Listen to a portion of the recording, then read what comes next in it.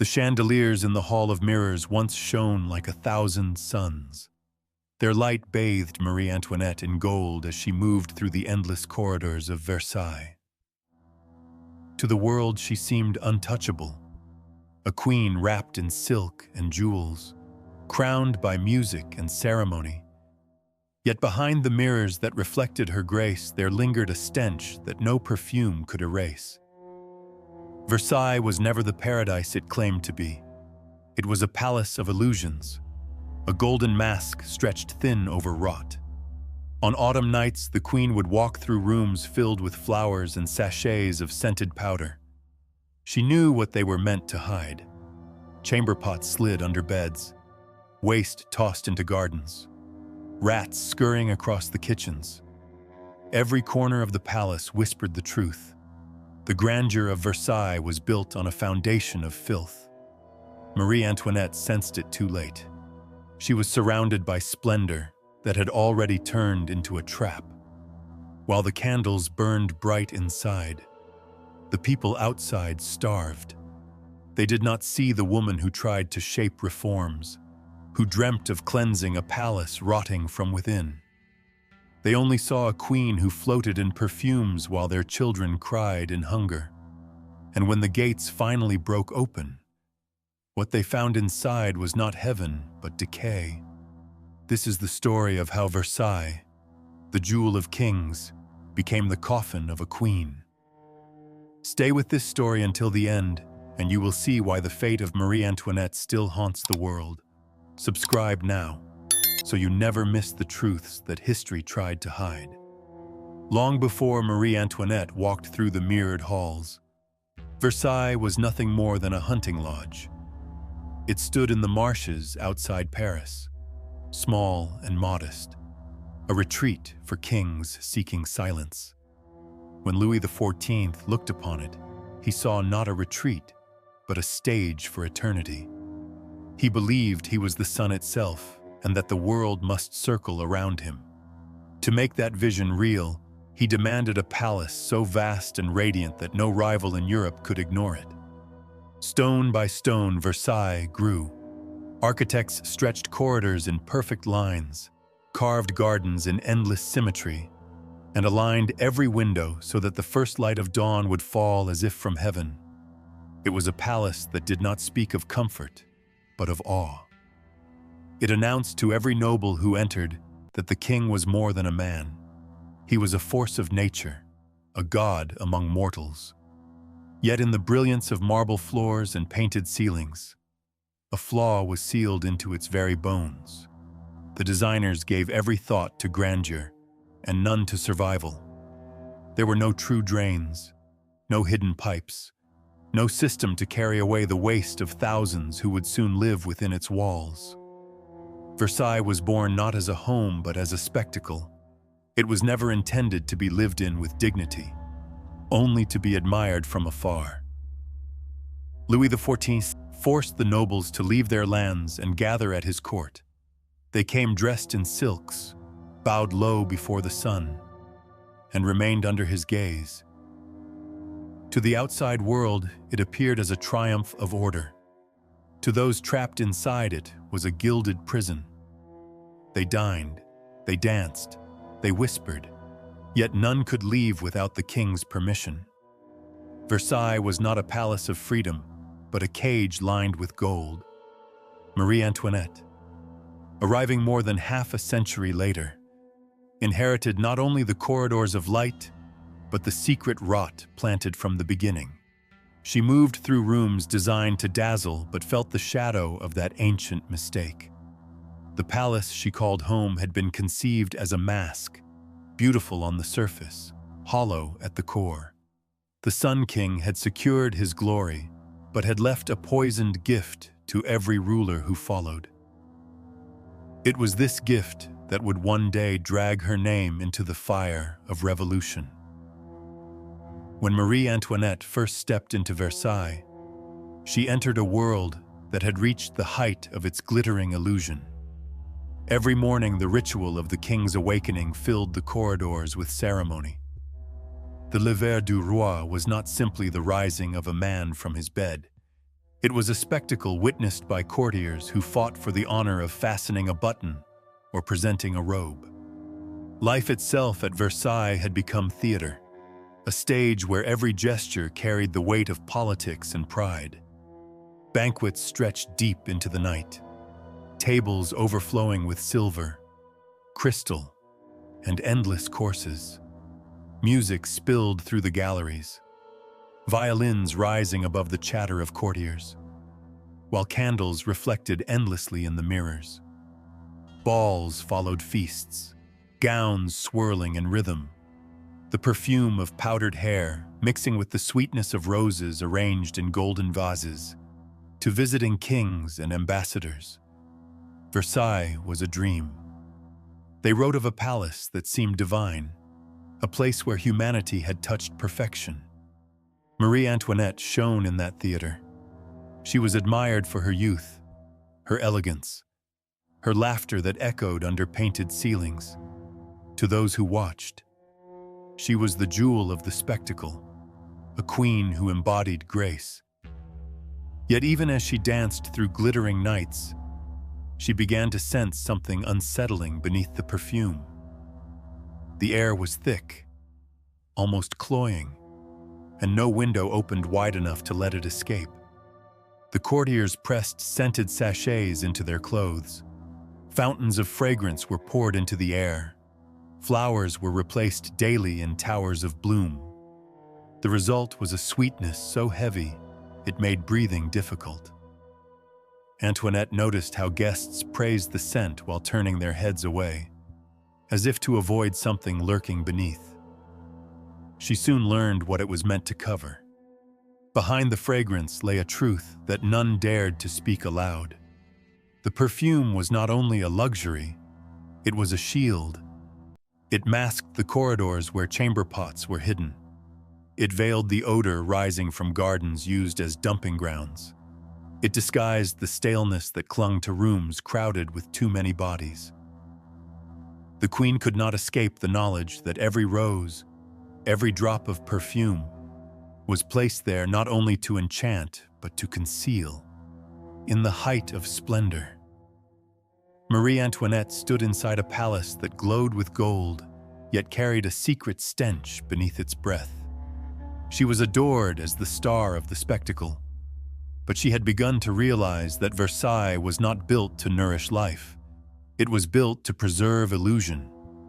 By the time Versailles reached its full splendor under Louis XIV, the shine of marble and the glitter of chandeliers had already begun to conceal something darker. Behind the gilded doors lay a truth that courtiers whispered about only in private. Chamber pots were hidden beneath beds draped in velvet. Servants emptied waste into gardens meant to be admired as Eden itself. Corridors echoed with the scratching of rats that grew fat on royal scraps. Mattresses meant for nobility swarmed with fleas and bedbugs that tormented even the most powerful in their sleep. Foreign visitors recorded their astonishment at the contrast between the majesty of the palace and the stench that lingered in its air. The walls absorbed the odor until no perfume could truly banish it. Servants crammed into dark quarters, carrying with them the sweat and refuse of daily life. The scale of the palace magnified the problem. It was a city under a roof, yet it had been built without the arteries of survival. No drains, no system to carry away what thousands of bodies left behind each day. When these complaints reached the king, he did not command pipes or stone channels to be laid beneath his gardens. To admit such a flaw would mean confessing that the palace of the sun was vulnerable to decay. Louis XIV chose instead to drown the truth in fragrance. Perfume became his weapon.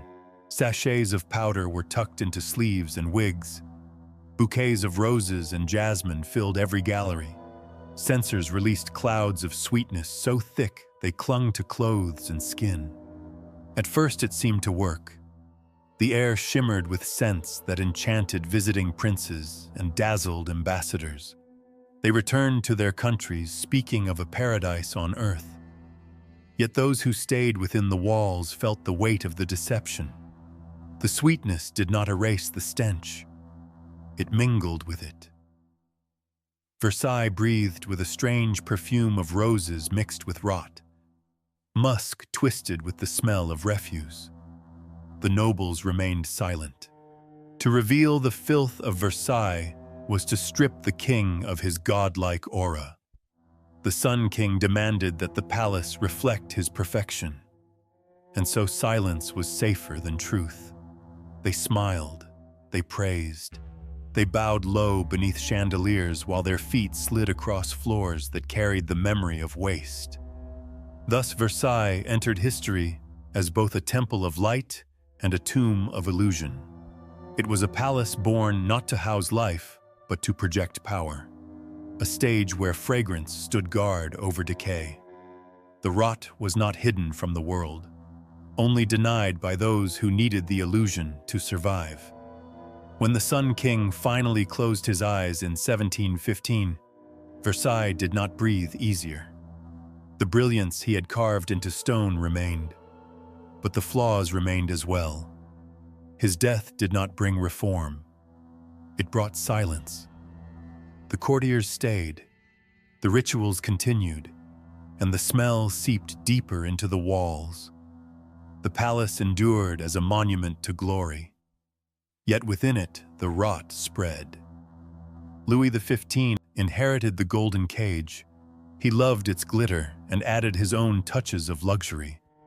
Gilded apartments expanded, salons filled with laughter, gardens brimmed with fountains that sprayed like veins of crystal. But beneath the sparkle, there was no change in the way life pressed against the palace. No drains, no cleansing, only more perfume and more ceremonies. He filled the galleries with mistresses, with music, with feasts that stretched until dawn. Versailles was alive with desire, but the air carried the same heaviness that no rose could hide. The nobles who once feared Louis XIV now learned indulgence under his grandson. The palace became less a place of awe and more a carnival.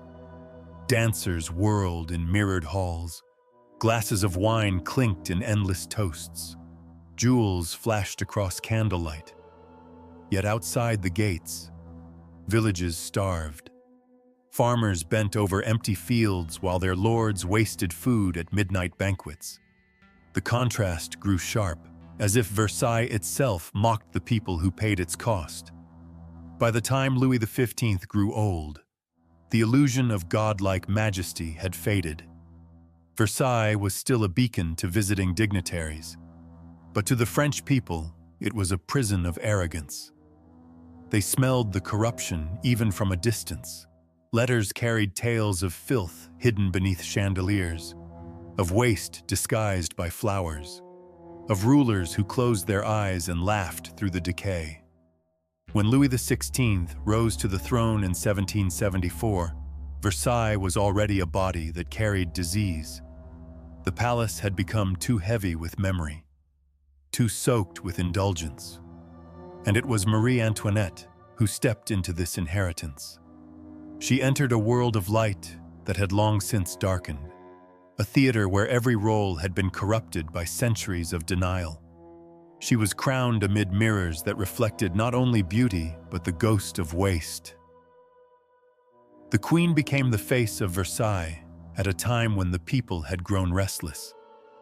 They no longer bowed before chandeliers. They spoke of hunger, of taxes, of injustice. The palace that once inspired awe now inspired rage.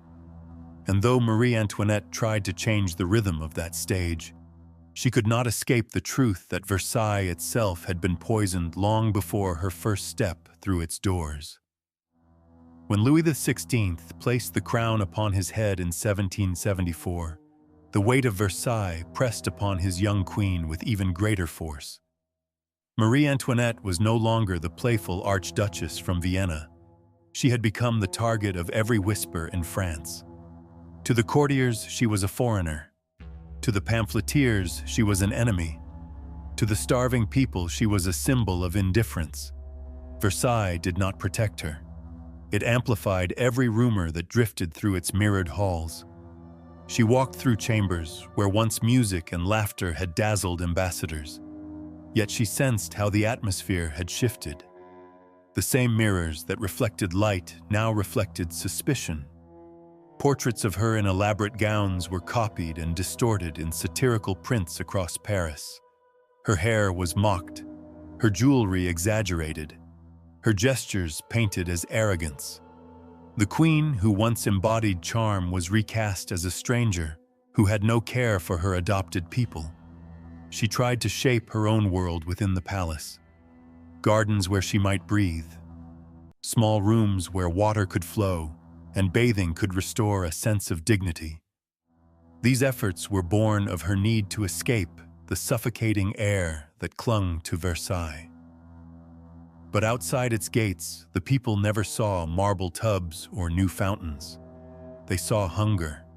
They saw a queen who seemed to float in a cloud of luxury, while their children cried with empty bellies. The words that would haunt her appeared during these years. If the people have no bread, let them eat cake. She may never have spoken them, but truth no longer mattered. The phrase spread through the streets like fire through dry fields. It gave shape to the anger that had long simmered. It turned her image into a mask of cruelty. By the late 1780s, the illusion of Versailles cracked beyond repair. The mixture of perfume and stench was no longer hidden. Visitors spoke not of paradise, but of discomfort and suffocation. The palace had become a prison of spectacle, and Marie Antoinette stood at its center. She could feel the tide rising against her. Every banquet seemed to echo with the footsteps of those waiting outside the gates. Every candle lit in the Hall of Mirrors seemed to burn closer to her skin. She was a queen surrounded by diamonds, yet she could not silence the growing roar beyond the walls. The truth of Versailles was no longer a secret. It was about to burst open, and she would be the one carried away by its collapse. In October of 1789, the silence of Versailles shattered. A tide of voices rose from Paris, voices sharpened by hunger and rage. The crowd moved like a storm across the countryside until the gates of the Golden Palace stood before them. Iron bent under the weight of their fury. The doors splintered, the sound echoing like thunder through corridors that had once carried music. Inside, the air filled with smoke from torches held high. Shadows leapt across painted ceilings as the mob poured through the halls. Glass cracked, mirrors split, and the brilliance of chandeliers collided with the red glow of firelight. Versailles had been built to dazzle, but now it revealed its scars. Chamber pots overturned, waste spilled across stone floors. Rats fled from corners long hidden. The illusion of paradise collapsed in a single night. Marie Antoinette stood within this chaos. A queen who had once been adored for her grace and condemned for her splendor. Now she faced the roar of her people. They did not find storerooms of bread, only remnants of luxury. They saw velvet curtains heavy with dust, carpets marked by years of neglect, and the stench that perfume could no longer conceal. The palace was unmasked, and with it the queen herself. The crowd surged through her chambers, their voices calling for justice. She fled from one room to another, the sound of shattered glass chasing her steps. The mirrors that once reflected admiration now reflected anger. Versailles became a prison without locks, a stage where she could no longer control her role. In the months that followed, she was carried away from the palace that had defined her life. The revolution gathered speed, and the guillotine waited in the heart of Paris.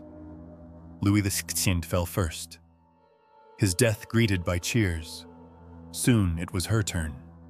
She walked through the streets, no longer in silk but in plain cloth, her jewels stripped, her hair cut short. The crowd that once craned their necks to glimpse her gowns now stared at a woman walking toward death. Her head fell beneath the blade in 1793. In that moment, Versailles ceased to be a symbol of divine monarchy. It became a monument to arrogance, a reminder of how illusion can rot into ruin. The chandeliers still hang, the mirrors still gleam, but the scent that lingers is no longer perfume. It is the musty breath of history, damp and unforgiving. The story of Marie Antoinette and her palace of filth is not only the story of a queen, it is a warning that no mask of gold can hide decay forever. Stay with us to uncover more truths that history tried to bury. Like this video, share it with those who love the hidden side of the past, and subscribe to the channel so you will never miss the shadows that linger behind the thrones of power.